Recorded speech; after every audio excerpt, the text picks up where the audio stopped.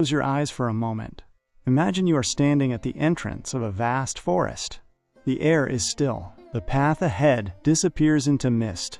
Somewhere inside that forest are your dreams, your future, the life you hope to build. But the forest is not only filled with opportunities, it is also filled with uncertainty. Questions appear in the mind. What if I fail? What if I choose the wrong path? What if the journey becomes too difficult? Every human being, at some point in life, stands at this invisible threshold, the moment before beginning. Thousands of years ago, ancient thinkers noticed something remarkable about this moment. Before any journey began, before any sacred ritual started, before a new creation unfolded, one name was always invoked first: the name of Ganesha.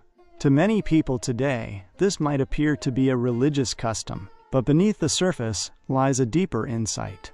A philosophy about how the human mind should begin anything meaningful, because the greatest obstacle in life is rarely outside us. The greatest obstacle is often the state of our own mind before we begin.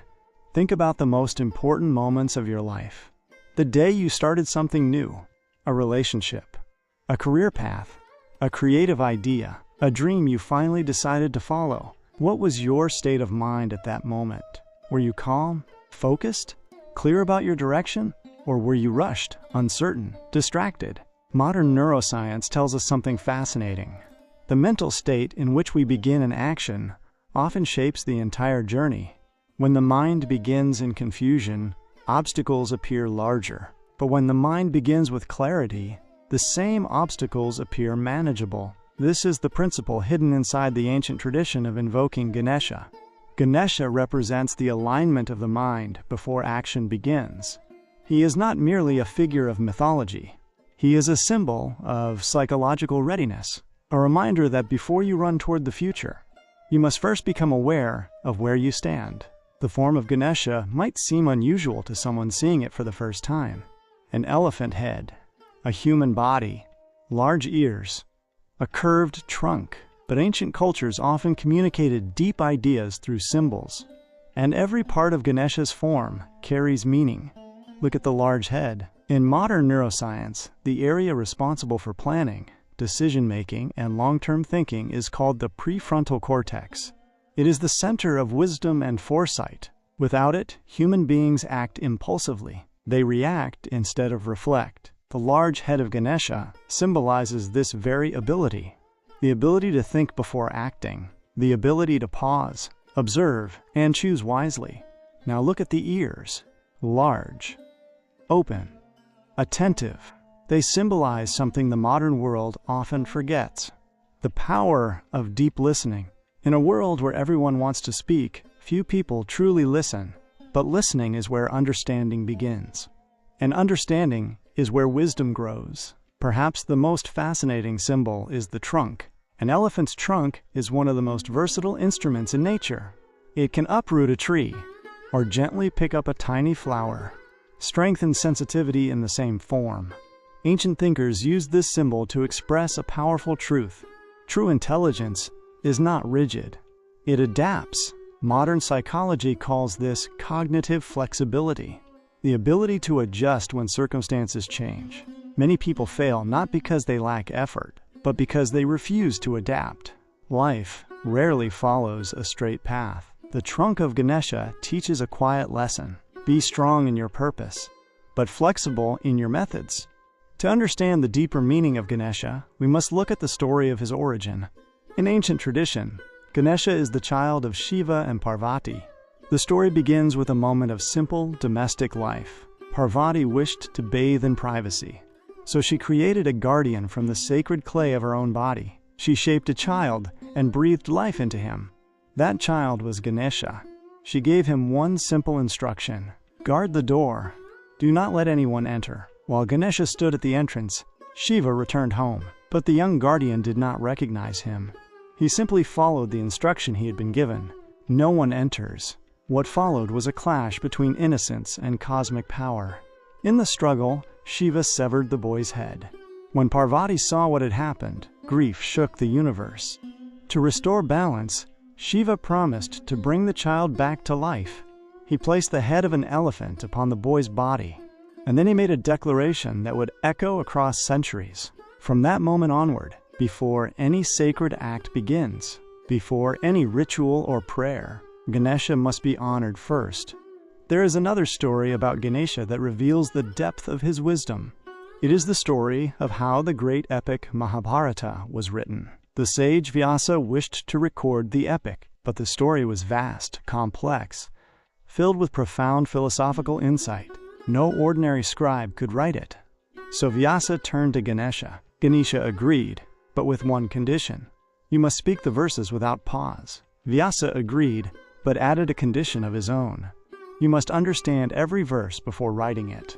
Thus began an extraordinary collaboration. Wisdom speaking, intelligence writing. During the process, Ganesha's writing instrument broke. The epic was flowing like a river. Stopping would interrupt the sacred transmission of knowledge.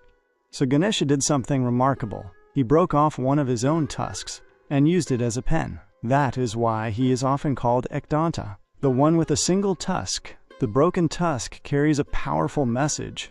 Creation always demands sacrifice. Every meaningful work, every great idea, every true contribution requires giving something of yourself. Your time, your effort, your certainty, sometimes even your comfort. The broken tusk reminds us that wisdom is not born from convenience. It is born from dedication. Another symbol often seen with Ganesha is his vehicle, a tiny mouse. At first, it may seem humorous, a giant elephant riding such a small creature. But the symbolism is profound. The mouse represents the restless human mind, always moving, always searching, always distracted. The elephant represents calm awareness, stable, grounded, patient. The image of Ganesha riding the mouse shows wisdom guiding the restless mind, not destroying it, not suppressing it, but gently directing it. To truly understand Ganesha, we must return to the forces that gave birth to him. Shiva and Parvati. They represent more than divine figures. They symbolize two universal principles. Parvati represents energy, the creative force that forms stars, mountains, oceans, and life itself. Shiva represents pure consciousness, the silent awareness that observes everything. If Parvati is the movement of the universe, Shiva is the stillness behind that movement. When consciousness and energy unite, intelligence emerges. That intelligence is symbolized by Ganesha. Modern science has discovered something fascinating. At the smallest level of reality, observation changes behavior. Particles behave differently when they are observed. This phenomenon is often called the observer effect. Ancient thinkers expressed a similar idea in spiritual language. They believed consciousness participates in reality. When the observer becomes calm and aware, perception changes.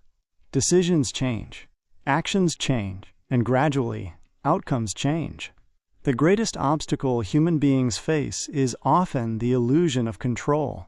The ego whispers constantly, "I must control everything. I must win every race. I must prove my worth." But life rarely follows such commands. Plans fail. Unexpected events appear. The world moves according to forces far greater than any individual. Ganesha teaches a different approach. Instead of forcing life, align with life.